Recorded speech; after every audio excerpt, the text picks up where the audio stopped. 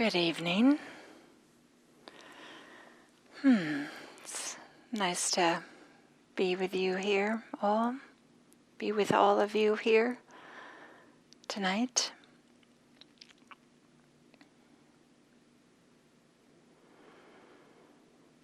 So maybe we'll just begin with some gentle breaths, connecting to the experience of breathing, the sensation of breathing.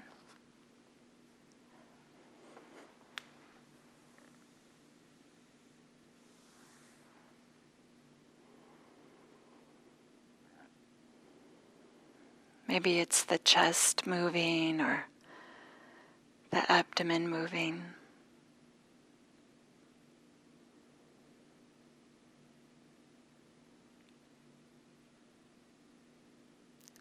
Using these experiences,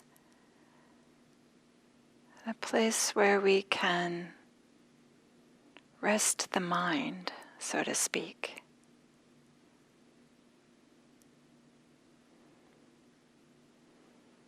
In a way that we can come together, get collected.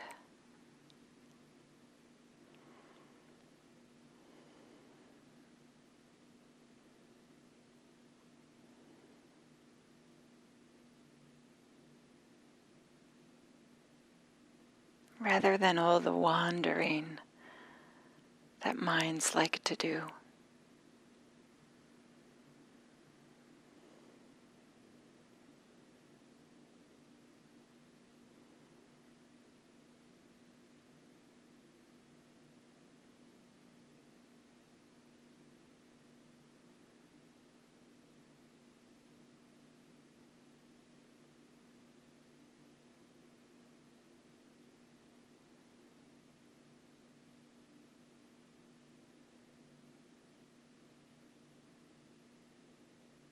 And when you feel or notice that the mind, in fact, is wandering,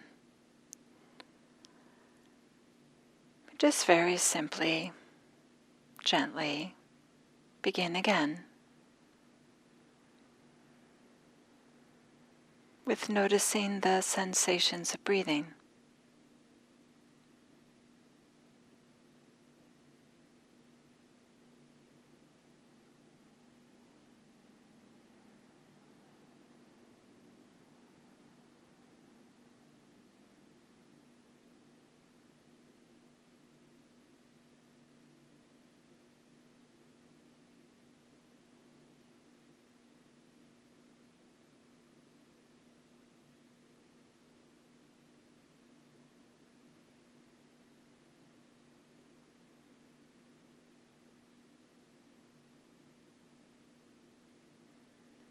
Feeling from the inside what it feels like to have an in-breath. Not so much thinking about an in-breath, but feeling it, experiencing it.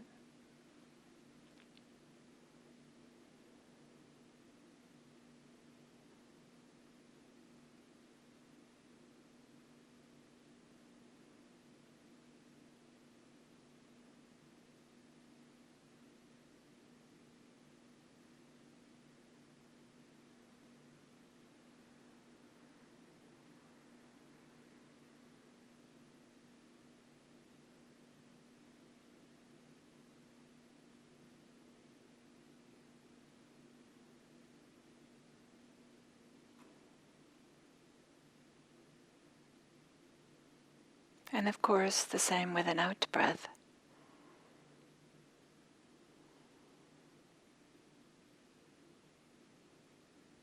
How can you tell the difference between inhales and exhales? How do they feel?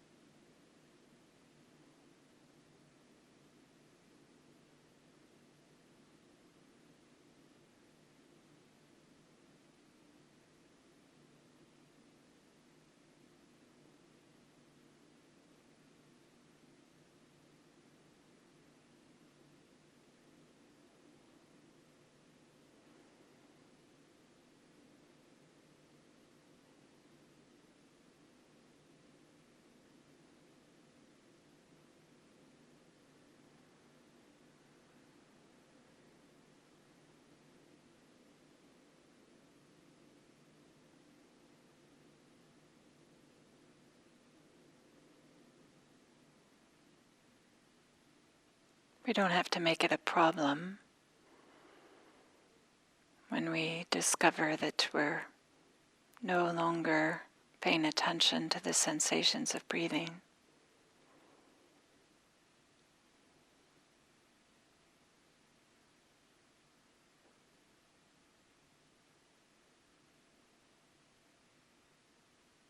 It's just what happens. It's that simple.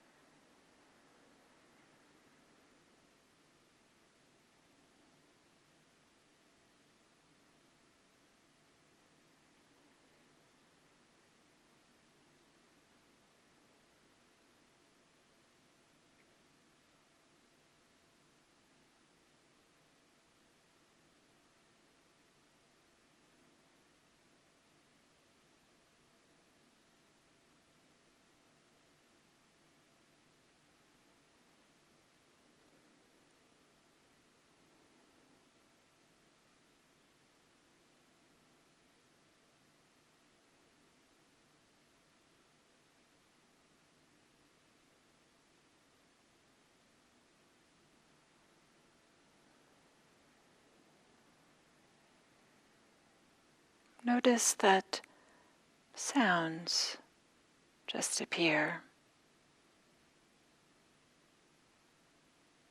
We don't make them appear.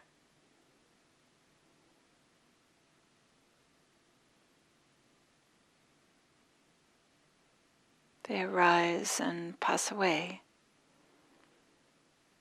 We're not controlling them.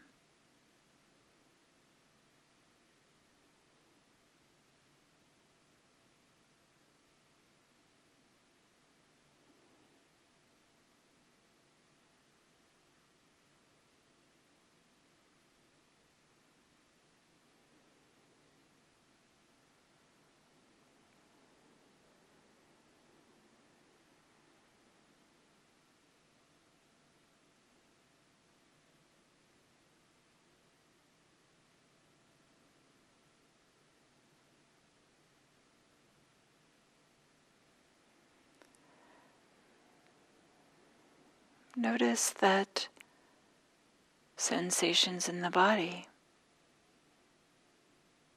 become evident, appear.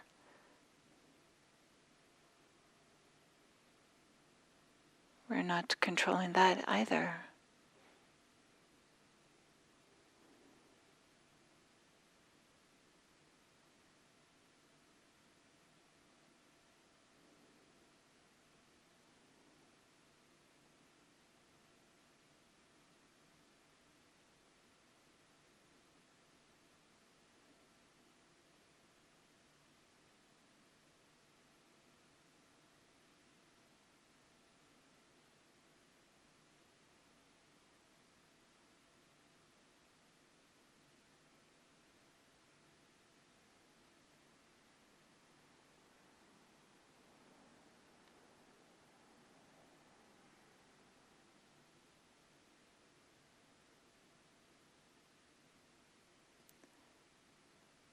Notice that thoughts arise. Sometimes we get caught in them, sometimes we don't.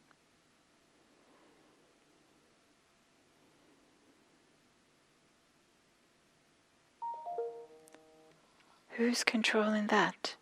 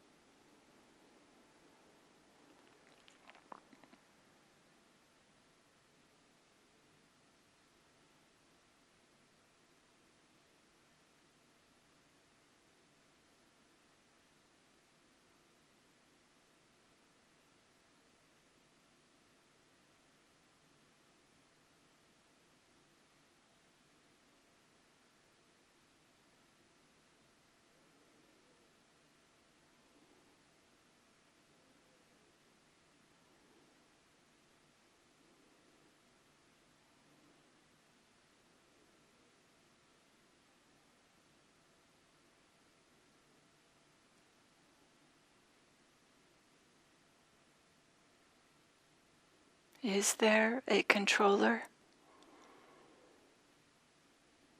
of all these experiences, making them happen, making the noticing of them happen?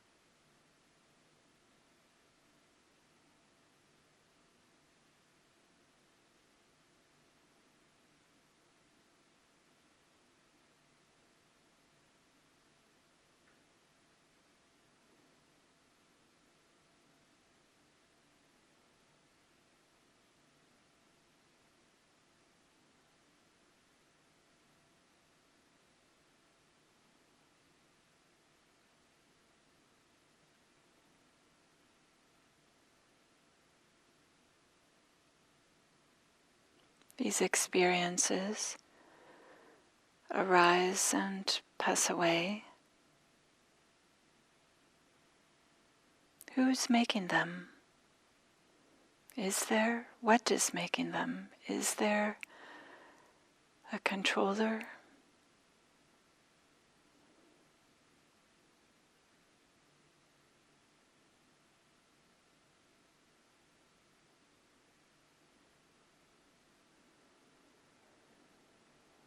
They're out of control, out of our control.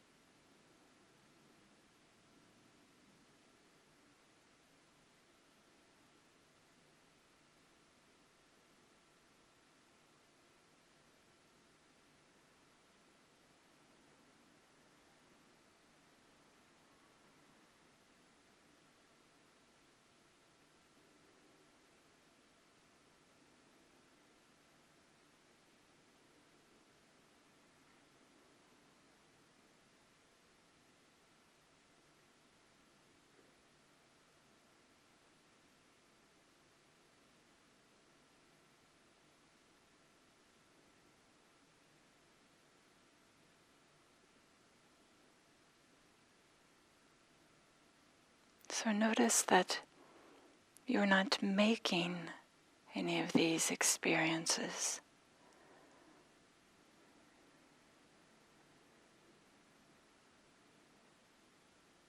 The sensations in the body, the sounds, the thoughts, the hearing.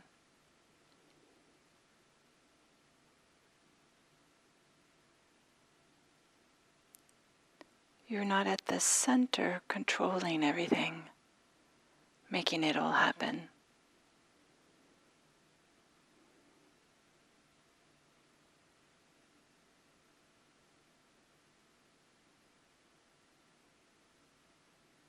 Or are you?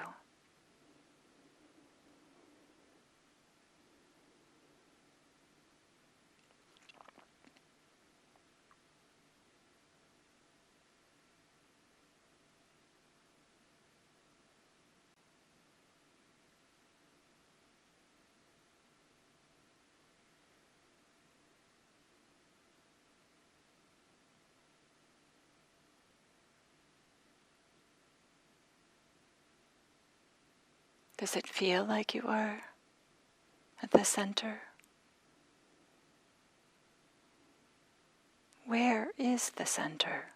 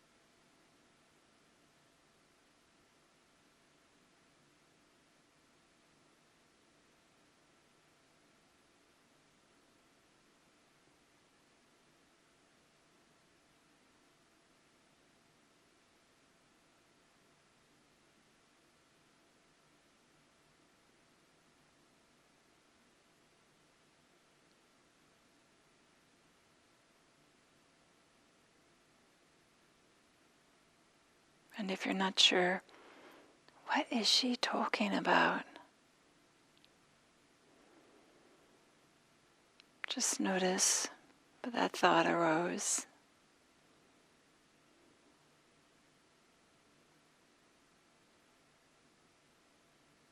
And then begin again with the sensations of breathing.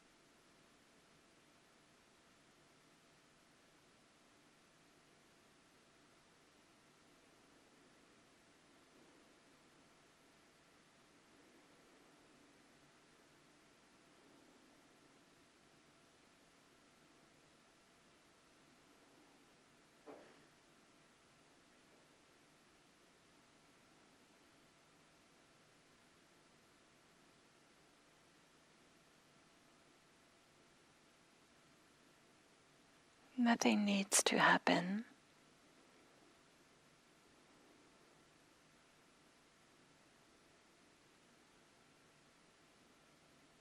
We're just noticing a little bit of inquiry.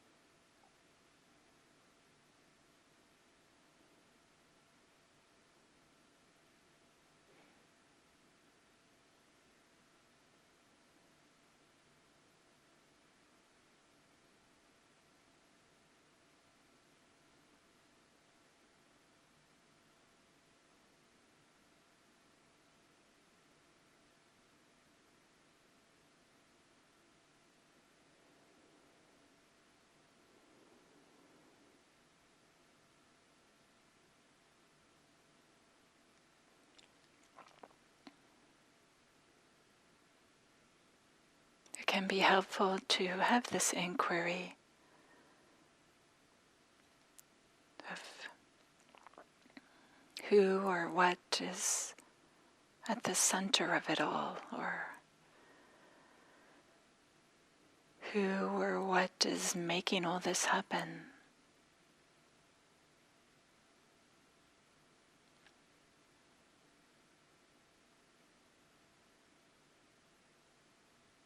Who or what is experiencing.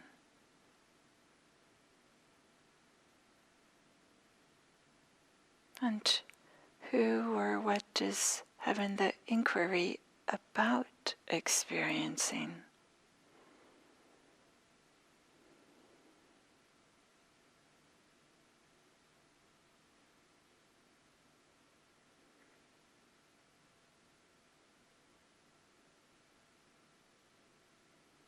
If it feels like this is something that's just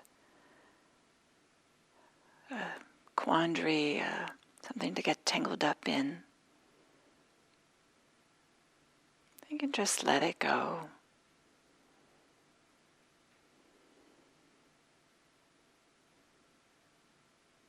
We don't meditate so that we can get tangled up in things.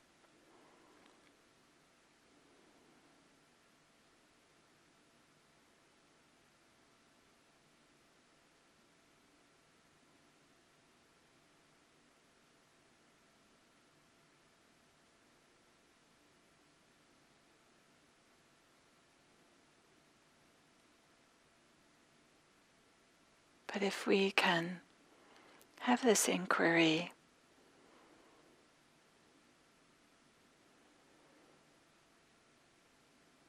and discover that we can't find a central control tower, or we might have that feeling, but when we look for it, we can't quite find it. This might be a way that can provide some more ease and freedom, and also to help us connect with everything, everybody, as opposed to the maybe self-concerned, self-centered way we often view the world and our experiences. And this way, our meditation practice that supports these types of inquiries can be a benefit not only for ourselves, but for everybody we come in contact with. And so our practice can help make the world be a world in which there's a little bit less self-concern and a little bit more connection.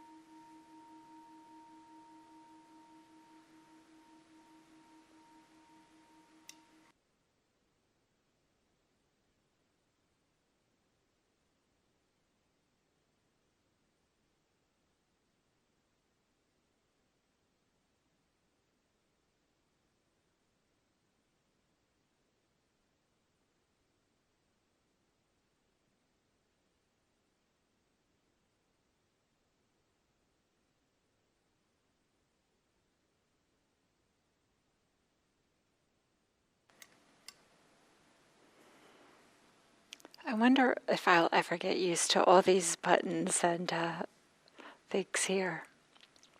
It's quite something, these things to take care of.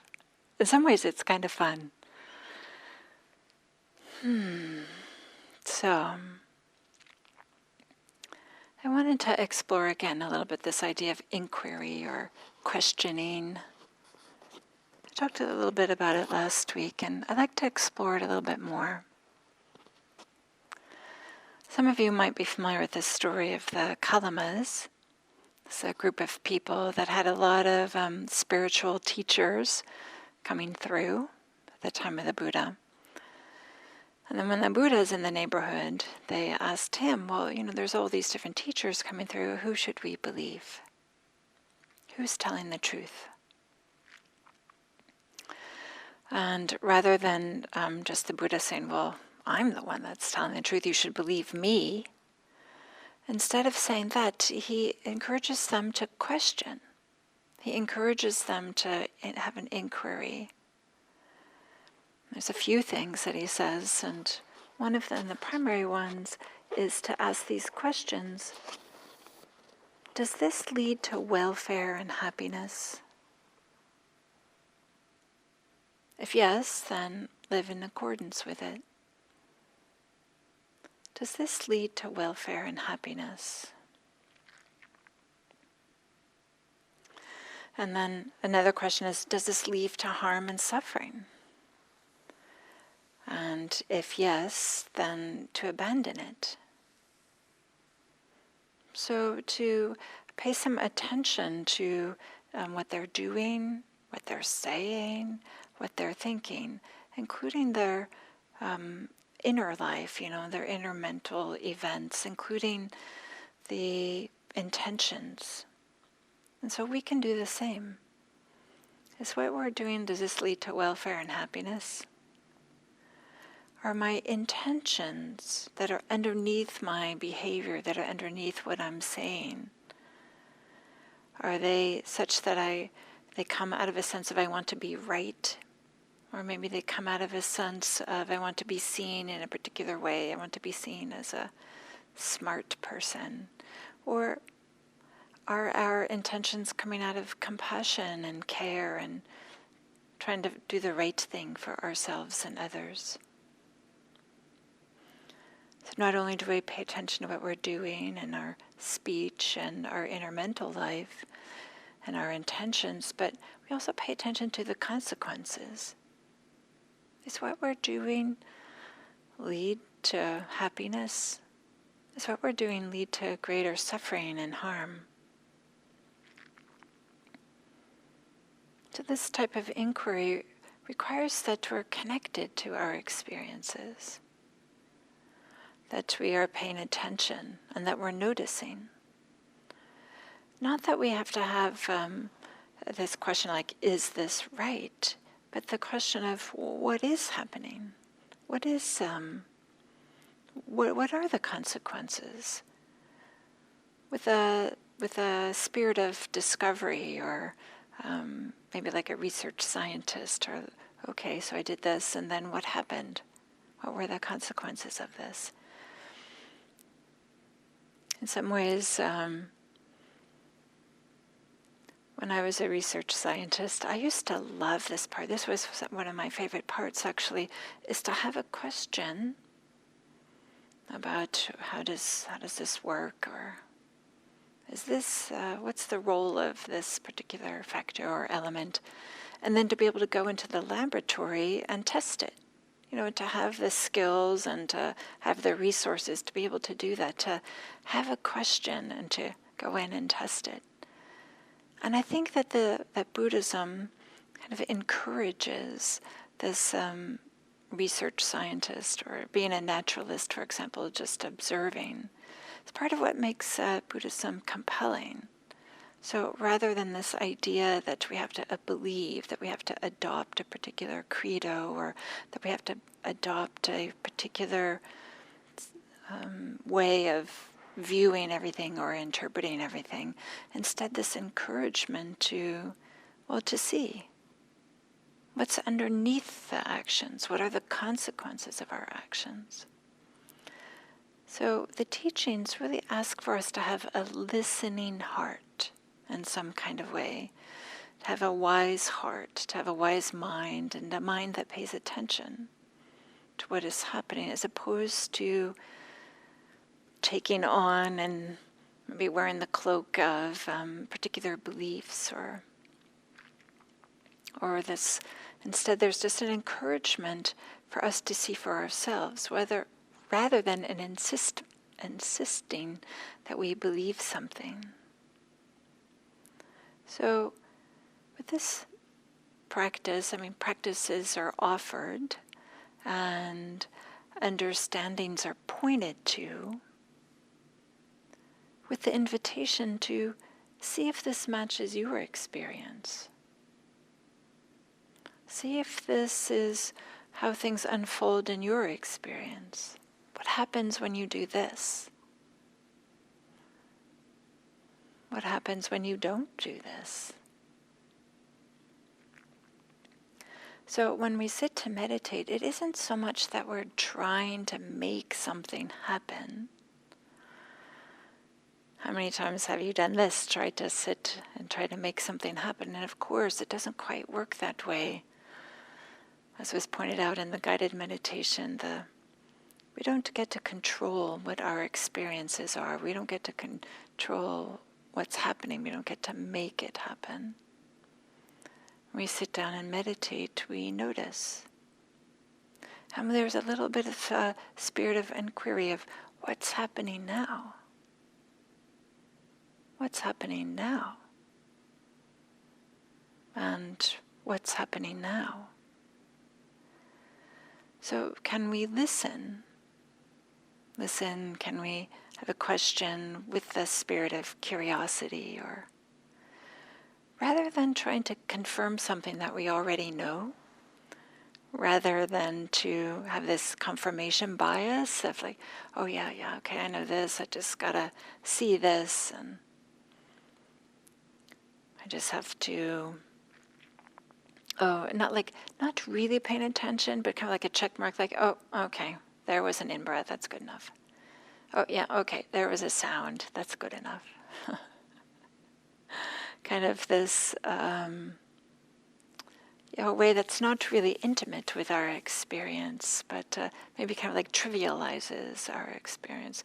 But instead, can we have this spirit of curiosity?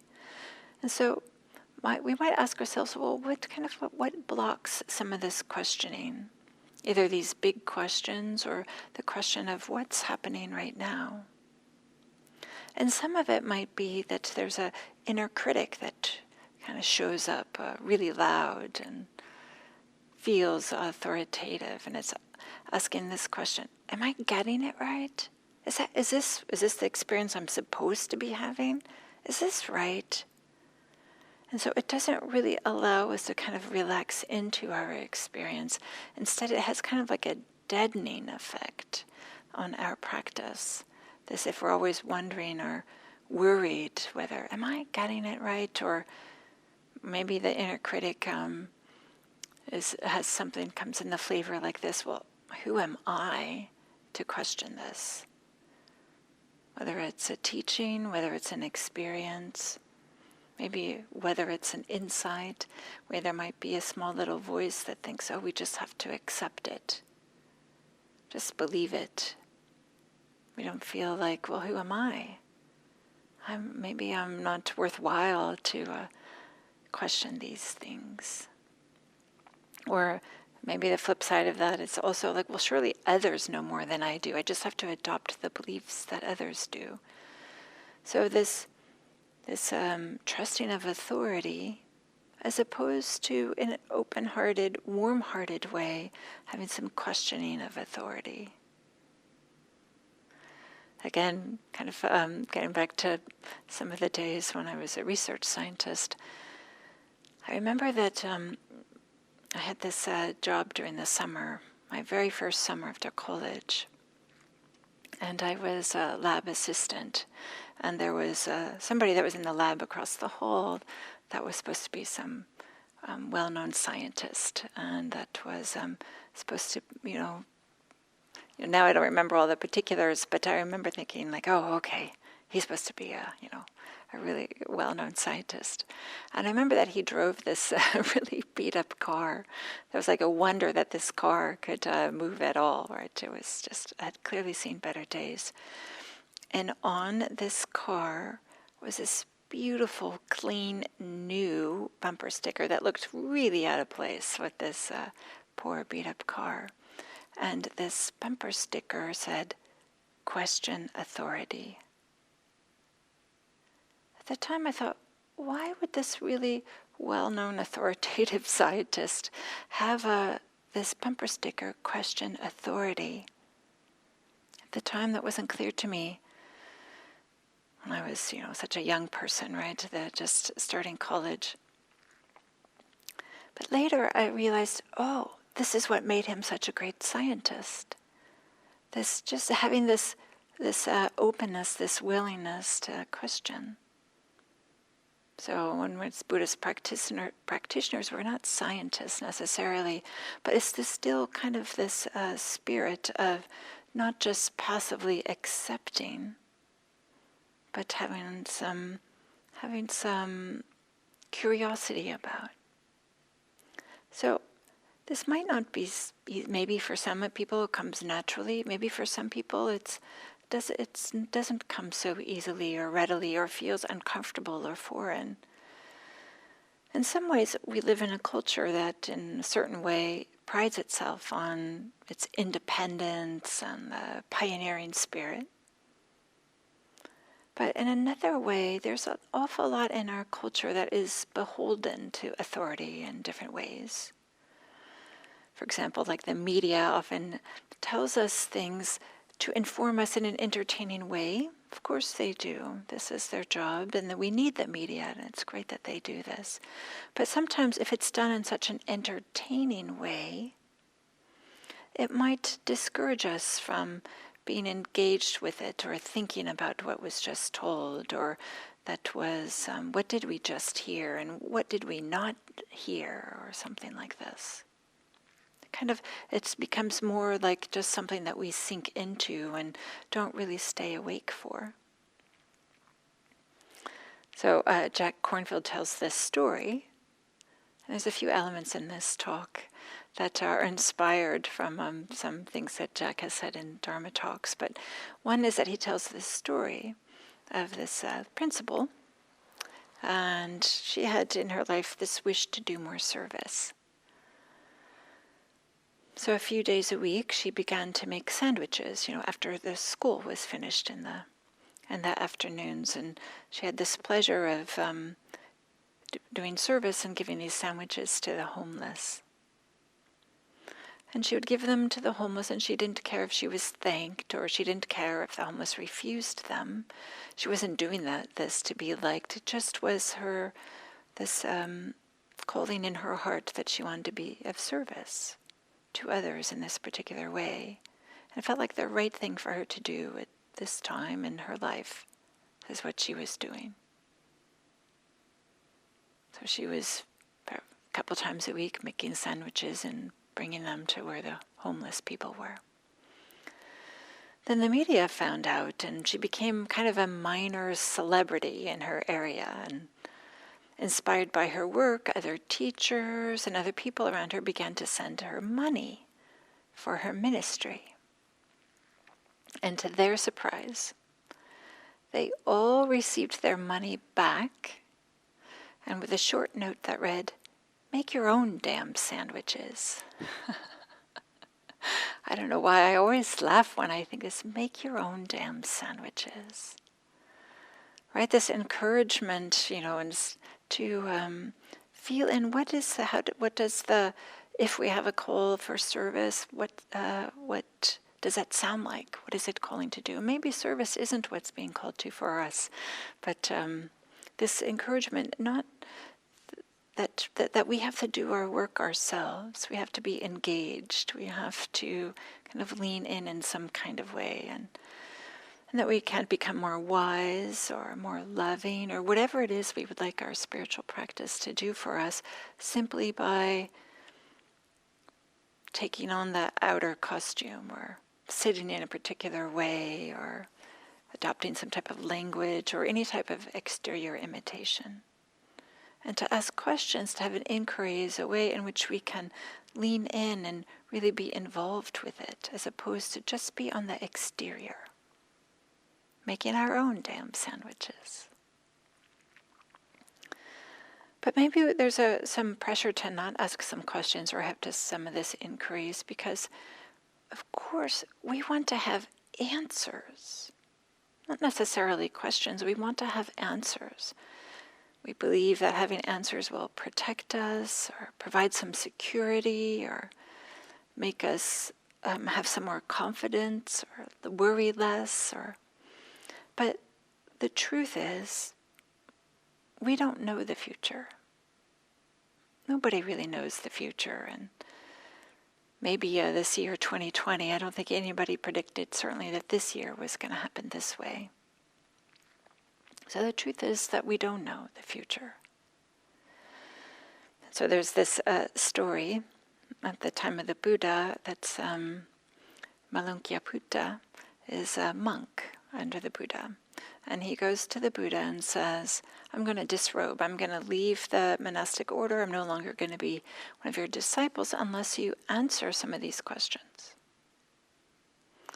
And he has a number of questions. It's kind of metaphysical questions. And the Buddha replied, well, I never promised you that I was ever going to give you the answers to all these questions. And Malunkyaputta agrees that, okay, yeah, that wasn't a part of the deal. The Buddha never promised that. But one of the question was that Malunkyaputta asked is, what happens after you die? What happens after you die? And the Buddha refused to answer this question. Refused to answer, and he said, well, to answer this question is not beneficial. It doesn't lead to peace. It won't support insight or awakening. So just similar to like how he's gave the question to the Kalamas of, does this lead to welfare and happiness, or does this lead to suffering? The Buddha is pointing to, well, some types of questions, even though there's a spirit of inquiry, some types of questions shouldn't be answered. They don't lead to welfare and happiness. They aren't beneficial. They don't lead to insight and peace and awakening. So then after he'd given this little talk to Malunkyaputta, the Buddha then gives this little simile of the poisoned arrow. So suppose that you're shot by a poisoned arrow. And then your friends and relatives learn that you've been shot by this poisoned arrow, and they run to go get the doctor to help you. And they bring the doctor back, and before the doctor can remove the arrow and help you, before that you insist on asking, well, who shot the arrow? Where does that person live? What does that person look like? What type of feather was on the shaft of the arrow? What was the shaft of the arrow made out of? What was the arrowhead of that arrow made out of? What was the bowstring that was on the bow that shot the arrow made out of? Right, all these questions.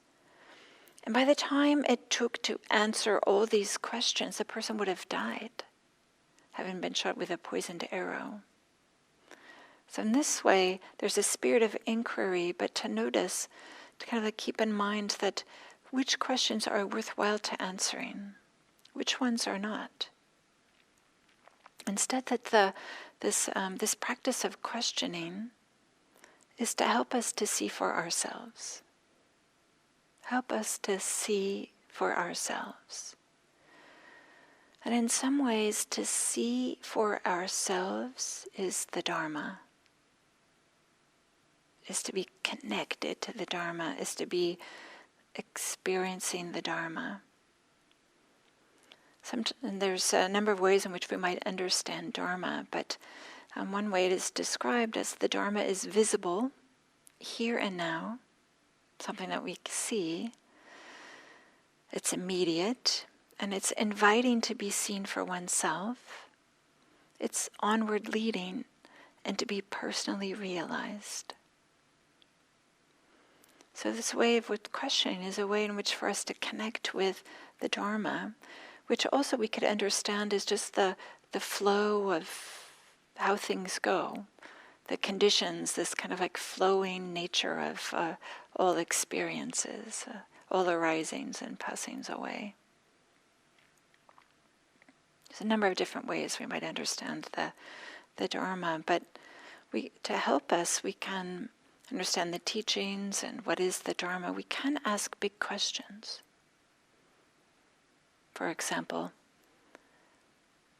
what is it that opens the heart? What is it that opens the mind? How can we live in such a way, how can we practice in such a way that our hearts and our minds are open? In a way that is onward leading and leads to peace and freedom, that leads to greater and greater ease.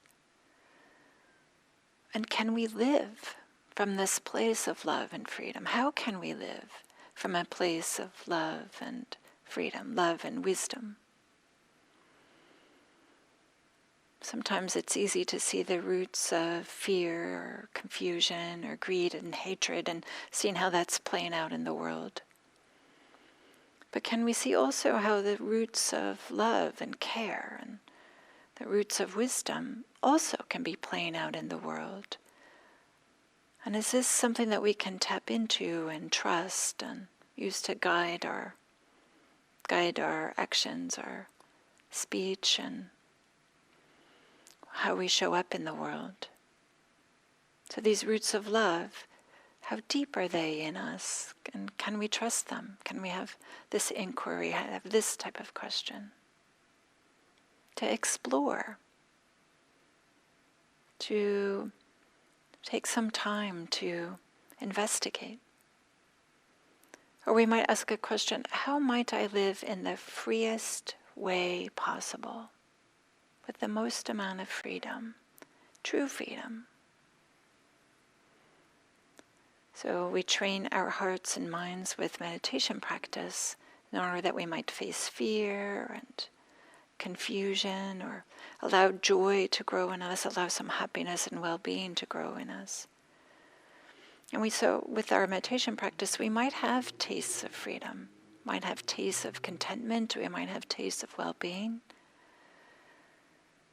And how can we live with letting that to guide us, having those tastes of freedom to come from those places? Because if we don't live from those places, then it's just a memory that we had those experiences. But instead, can we use it to guide how we are in our daily life and how we're showing up? Of course, we can have this inquiry of, who am I?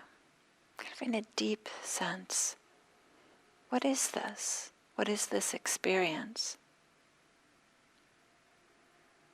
Who is it that is doing this inquiry? Who is creating these ideas? And who is it that is telling these stories? We can ask these types of questions. So what would it take for you to be able to answer these questions? Maybe it would take some loving kindness practice.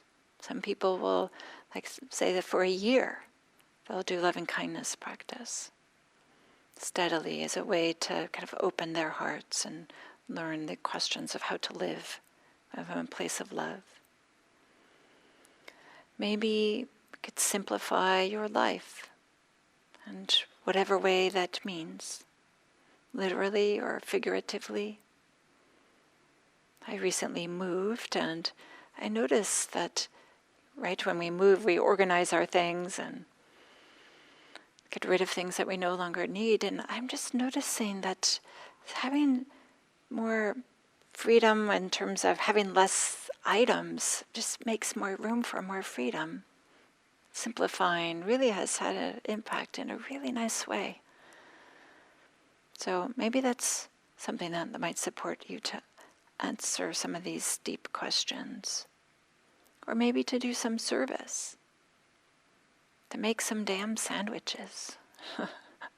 In whatever way, you interpret that, or what way that works out for you. Or maybe to do some deep reflection practice, sometimes to drop in some of these questions during your meditation.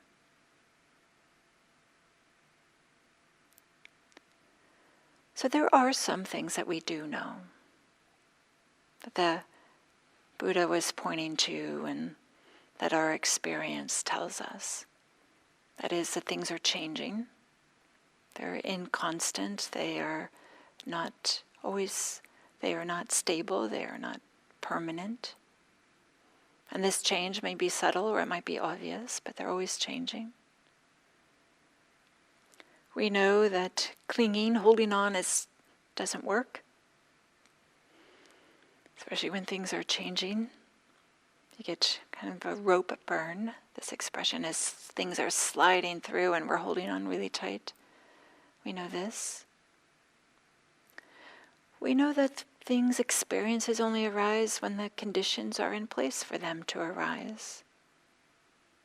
And we can work with conditions and when there is cause and effect, and when something is causing something to arise, if that cause is no longer there, then that will no longer arise. So there are some things that we know, or maybe we don't know. Maybe the Buddha is pointing to these, and it's worthwhile for us to investigate these things too. But freedom is possible. There's a freedom of knowing that even though problems arise, even though difficulties arise, and we can get caught up with our fears and our confusion and the sense of problems, but yes, to recognize that this is not who I am, this is not what I am. And this possibility is in your heart, is in your mind, is in just as much as it is in everybody else's, just as much as it is in anybody else's. And it is for all of us to discover, all of us to have this inquiry, and to discover the way that freedom might show up, and the way that we might live from this freedom. Thank you.